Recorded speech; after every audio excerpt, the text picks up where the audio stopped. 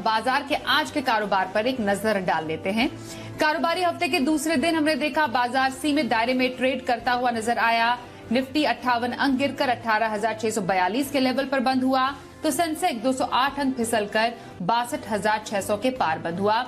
आज बैंक शेयरों ने भी साथ नहीं दिया।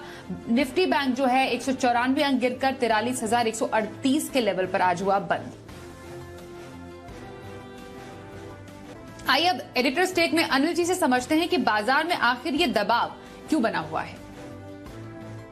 ग्लोबल बाजारों की कमजोरी का असर भारतीय बाजारों पर आज दिखा। अमेरिका में जो लगभग 500 पॉइंट की कमजोरी डाउ में दिखी, उम्मीद से कहीं ज्यादा थी और उसके चलते भारतीय बाजारों की कमजोर शुरुआत होना तय था। लगभग 100 पॉइंट नीचे खुले हम निफ्टी पर 18,600 के आसपास और उसके बाद बेहद सीमित दायरे में कारोबार करते हुए दिखे। पूरा दिन भर लगभग 75 पॉइंट की रेंज में कारोबार करते करते 18,650 के आसपास निफ्टी ने दी समाप्ति।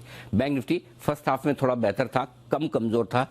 सेकंड हाफ में हल्की सी प्रॉफिट बुकिंग वहां पर बढ़ती हुई दिखी। वजह है कि कल आने वाली है क्रेडिट पॉलिसी। उससे पहले बैंक निफ्टी जो कि सोमवार को यानी कि कल लाइफ टाइम हाई पर भी बंद हुआ था, तो आज थोड़ी प्रॉफिट बुकिंग वहां पर भी आई, लेकिन बंद होते होते 43,100 के लेवल को बैंक निफ्टी ने भी होल्ड किया, तो कोई खास दिक्कत वाली बात है नहीं।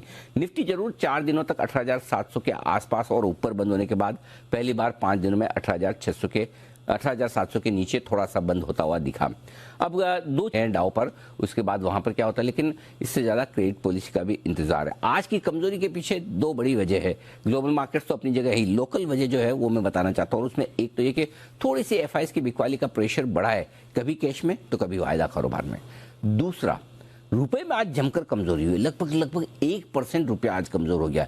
ये थोड़ा सा इंटरेस्टिंग है। तो थोड़ी सी डॉलर की डिमांड बढ़ती हुई दिख रही है और उस वजह से रुपया कमजोर होता हुआ दिख रहा है। आज जो रुपए की कमजोरी है वो दुनिया भर में बाकी करेंसीज की नहीं हुई है ज्यादा, हमारी करेंसी ही थोड़ी कमजोर हुई है। ये इंटरेस्टिंग है, तो इसने भी थोड़ा सा मूड बिगाड़ने का काम किया। सो ओवरऑल कह सकते हैं हल्की फुल्की कमजोरी वाला दिन, जहां पर बाजार हल्के नुकसान के साथ निफ्टी और बैंक निफ्टी पर आज हुए हैं बंद। कल के बाजार के लिए अहम संकेत और क्या रखे स्ट्रैटेजी, समझते हैं अनिल सिंघवी से। जहां तक कल के बाजारों का सवाल है, 2 टुकड़ों में देखिए कल के बाजार को। एक तो ये कि 10 बजे के पहले और दूसरा 10 बजे के बाद। और ऐसा मैं कह रहा हूं कि 10 बजे आने वाली है आरबीआई गवर्नर साहब की क्रेडिट पॉलिसी। ज्यादातर लोग अनुमान ये लगा रहे हैं कि 35 बेसिस पॉइंट ब्याज दरों में बढ़ोतरी होगी। 1/4% से आधा % के बीच में कुछ भी हो सकती है, लेकिन बड़ा सवाल है कि क्या ये बढ़ोतरी आखिरी होगी, ऐसा कोई संकेत गवर्नर साहब देते हैं क्या, और महंगाई को काबू में लाने को लेकर कॉन्फिडेंस दिखाते हैं क्या। तो गवर्नर साहब की कमेंट्री काफी इंपॉर्टेंट होगी, जो 10 बजे के बाद के डायरेक्शन को आगे दिखाएगी बाजार के लिहाज से। लेकिन उससे पहले अगर आप देखें तो भारतीय बाजार जो एक्शन में दिख रहे हैं ग्लोबल मार्केट्स पर डिपेंड करेगा। 2 दिनों से अमेरिका कमजोर है।